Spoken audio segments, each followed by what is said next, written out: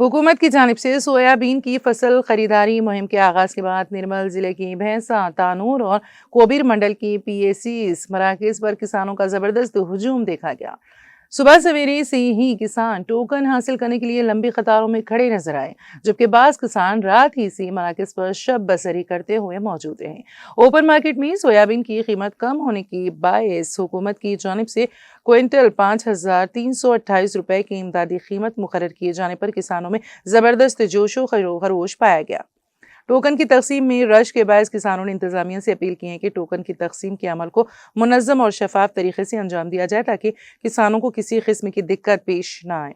इसी दौरान भाई साहेब ज़राई मार्केट कमेटी चेयरमैन आनंद राव पाटिल ने अहदेदारों को हिदायत दी है कि खरीदारी मराकज़ पर किसानों को तमाम तर सहूलियात फराहम की जाएँ और सोयाबीन की खरीदारी का अमल मुकम्मल तौर पर साफ व शफाफ अंदाज में अंजाम दिया जाए।